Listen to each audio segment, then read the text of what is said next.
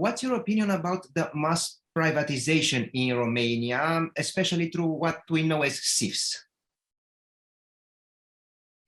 Yeah, when I worked in Romania, this was one of the topics which was quite relevant for the development of the capital market. However, a little bit forgotten. So it was, it was remembered as something that took place essentially in the 90s, and the concept was this.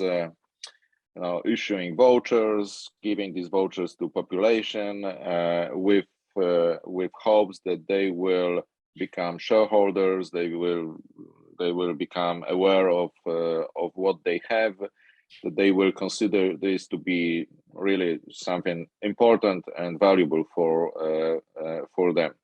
However, it didn't work well, and not only in Romania, in the Czech Republic, also this concept of privatizing the economy after the collapse of communism through issuing vouchers and going really very, very broadly and public was not successful, because it led to the concentration of those assets and power in favor of a very small group of interests. In the Czech Republic, it mainly served the interest of the financial institutions.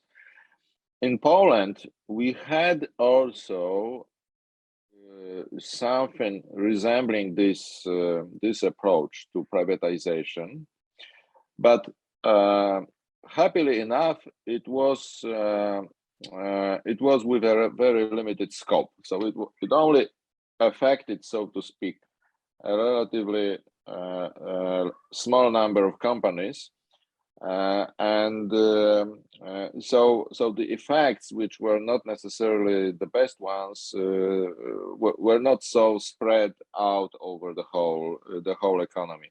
And Poland have chosen the way of rather selling the assets through different types of transactions, like stock exchange transactions, or to strategic investors, and this was the way a large portion of the Polish economy has been privatized. I think this way was quite effective. In Romania, the SIFs have originally held like 30% of the economy, and there were like 17 million shareholders. Now they own much less than 30%, but there are still 7 million shareholders, the so-called dormant shareholders, who do not take action. How would you characterize this situation, and who takes advantage of this situation? Well, it is quite obvious what is a disadvantage of this situation, because from the perspective of the capital market, these dormant accounts is like lost assets, because we could have had, I'm referring to my years when I worked in Romania at the Bucharest Stock Exchange, we could have had a new free float, like old and new, because of course these shares are held by some people, even by millions of people. So, and then counting these assets as millions of euro, it was never actually quite certain what is the value of these holdings. But I think we had estimations that this is at least a couple of hundreds of millions of euro, maybe even approaching 1 billion. So at that time, of course, this was one of the chances for the market, and solving this issue was not easy. It generally required the support of a few key institutions, like the ASF, obviously the stock exchange, also Depozitarul Central, and last but not least, I mean by far not least, the SIFs themselves. So unfortunately, we never had this situation situation that all these institutions were acting, in concert and cooperating in order to convert these dormant accounts into at least to a substantial part into assets that could be put again on the market. I managed also to get interested EBRD with this let's say problem, and we had a good discussion, and even there was a beginning of a project how to solve this problem. There was a concept that we figured out together with EBRD, a mission to Romania, and also involving some people from London, that, for instance, a special fund could be created, and this fund could make an offering to the holders of those accounts in order to ensure a sort of professional management of these assets. Of course, the biggest problem within this general problem was that a lot of people, assumingly, were not aware that they had these shares on their accounts. And the same now, and I think that now this is even deeper. 5-10 years ago already we had countless stories about people who already passed away, and their children or people who inherited were inheritance. They simply were not even aware of the fact that in the family there was such an asset, something like this. So in order to handle this aspect of the whole problem, it was necessary also to have a special law, that would somehow regulate the situation of those really dormant, not even dormant, but even unaware, so to speak, accounts. But there was never something like a decisive support for this kind of thinking. So it didn't happen. One of the arguments was, of course, that it was something like a constitutional issue as well. But of course, we had more unanimity as regards taking decisive actions, including regulatory action. Then this problem had a chance to be solved. Who opposed more? Who should have done more? It was the ASF, it was the SIFs. Who opposed more this project? Well, my memory tells me that mainly the ASF, or maybe not the ASF as a whole, but a part of ASF, and especially the head of the capital market division within the ASF, and we could say the SIFs themselves, even though I was always avoiding to generalize when it comes to the SIFs, because within this group of let's say funds or companies, I had a pleasure to talk to people who were professional in their thinking and doing about the business, and especially the business in the financial market. But unfortunately, there were also people who were opposing to any change, any reform, and they rather treated the SIFs as their playgrounds. So this small universe was not, I would say, was not homogeneous. However, not, I would say, progressive enough to form a strong force that would help us in implementing this kind of a reform. And of course, when it comes to this project that we had together with EBRD at a certain moment, which I mentioned, this concept of a fund that would concentrate the holdings was inevitably linked to the change of the famous, voting limits within the SIFs, which at the time was set at 5%.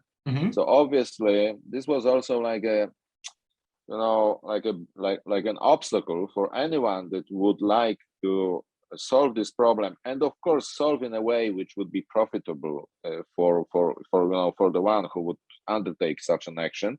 So this 5% was really an impediment, and some of the SIFs, in a very determined way, defended this limit because it generated some, some I would say, it generated something that they perceived as advantageous to the SIFs managers, especially. Now we don't have this limit, 5% limit anymore, but we have another kind of situation.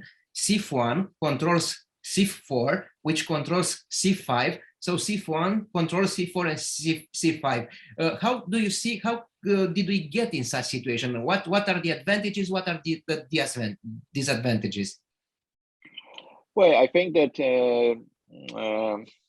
it clearly evolves into consolidation of assets, right? So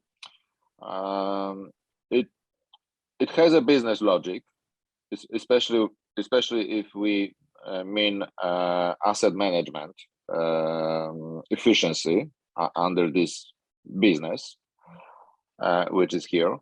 So it sounds reasonable to have these assets that is a legacy of the privatization divided between five organizations. Maybe, well, definitely it makes some sense at the very beginning, and I can perfectly understand the rationale which was behind when the whole structure was created. But for the efficiency reasons, and also in order to lower the cost of this asset management, of course, the consolidation seems to be a better direction than to maintain the status quo. It would be to have all these dispersed between five or so organizations.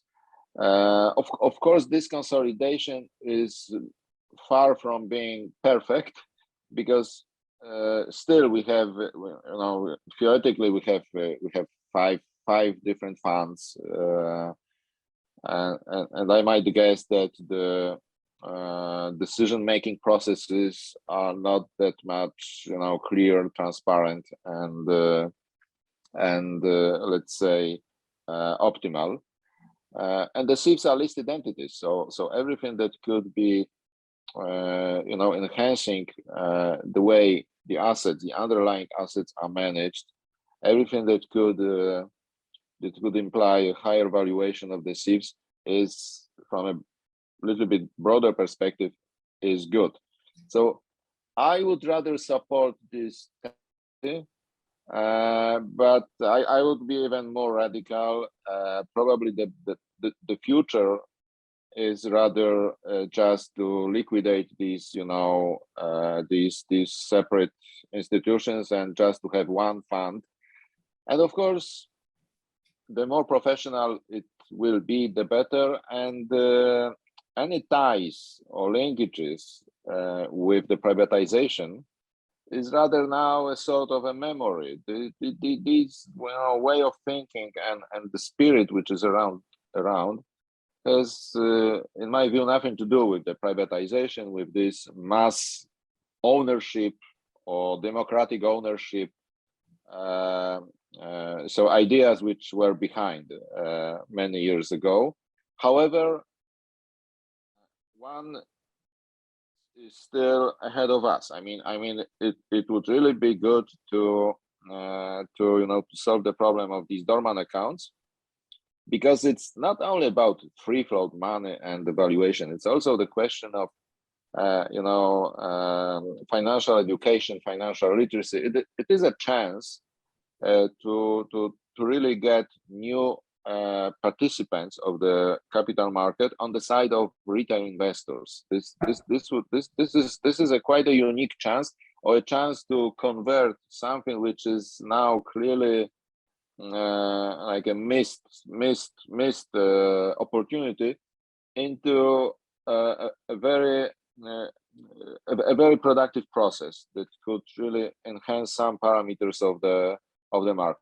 But it should be a process.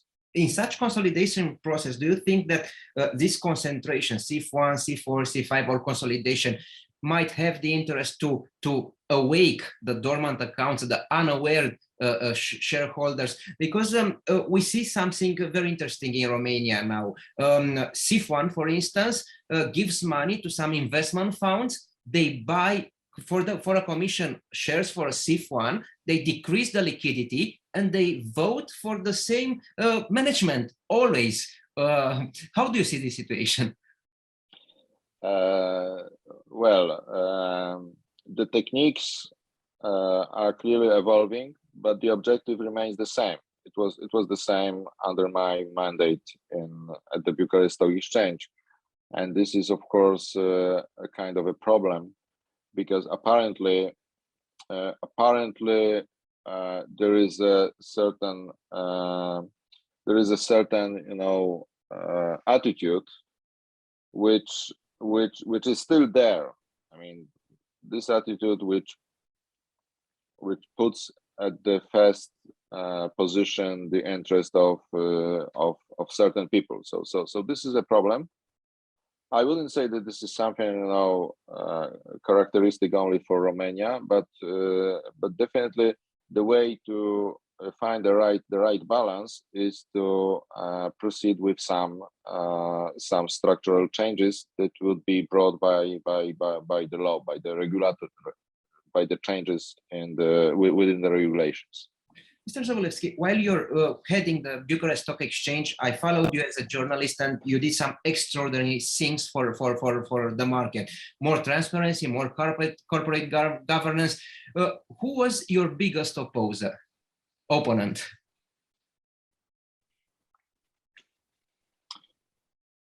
Well, I would prefer rather to concentrate on positive aspects of my mission to Romania. I think there is a list of considerable achievements. We managed to remove some barriers, some barriers and obstacles that were within the institutions of the central market infrastructure. Business-wise, I think that the more time has elapsed, the more people and market participants appreciate the existence of the aero market. I even met recently in Warsaw with one of the most important private investors from Romania, who said that really aero gives a substance for the market currently. So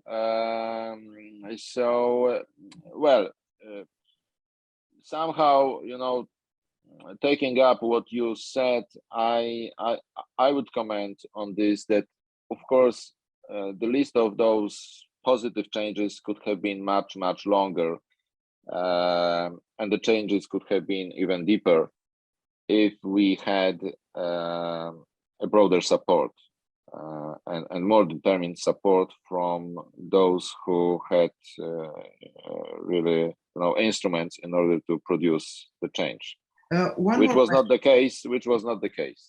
One more question, Mr. Sobolewski.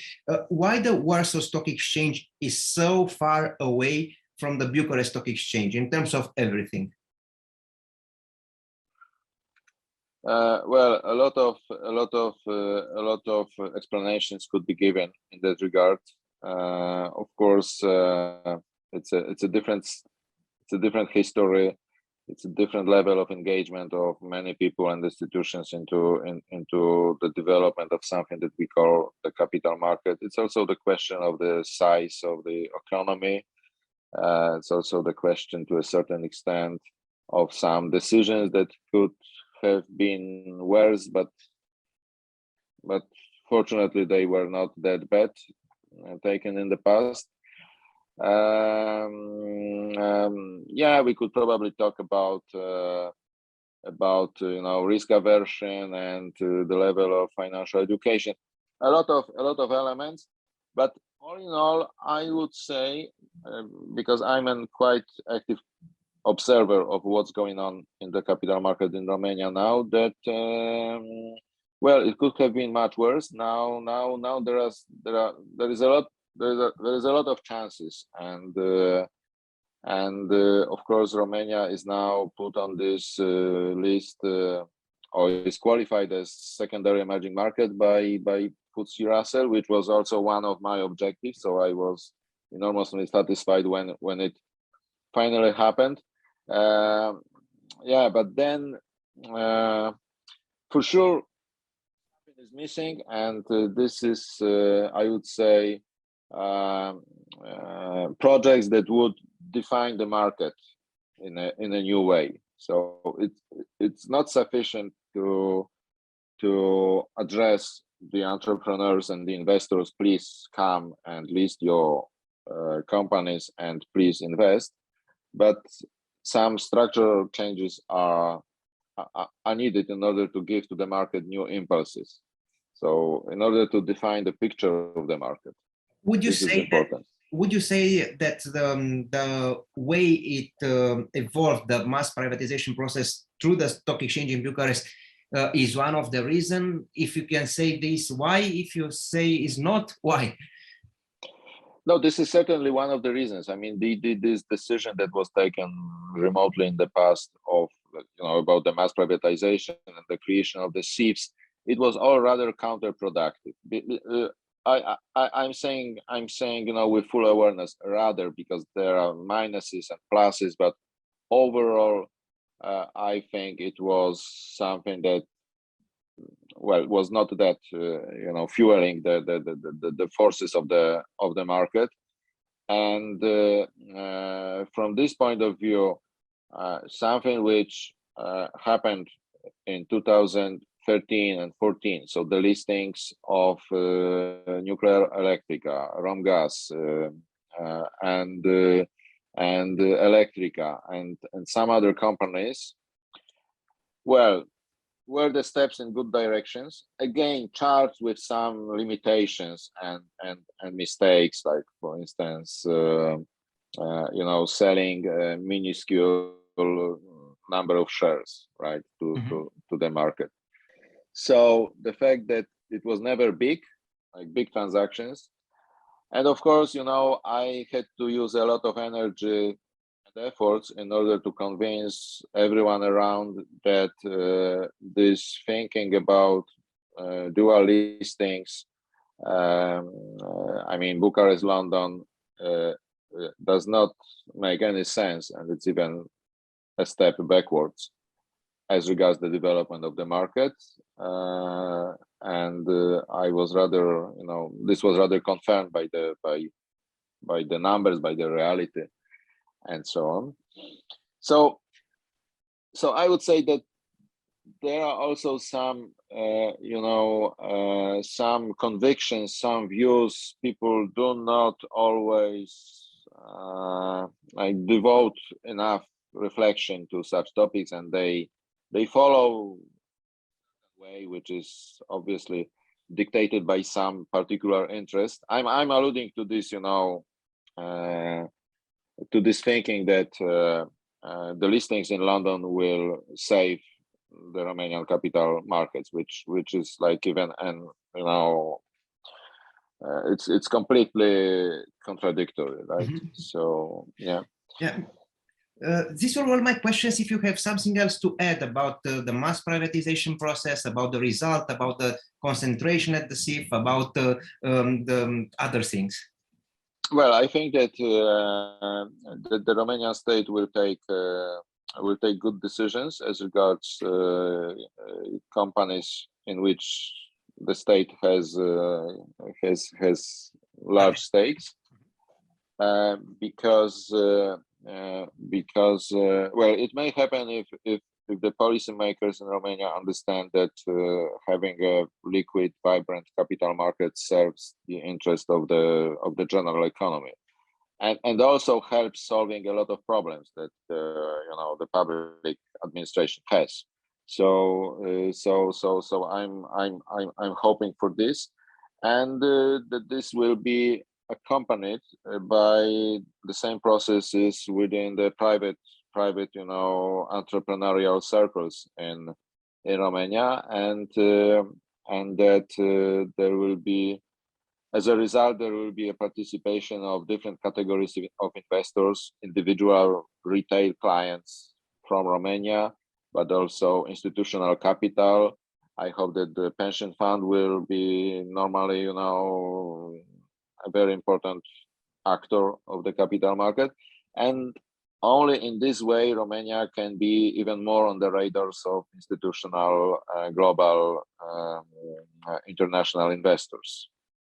Mr. Sobolewski, thank you very much for this interview.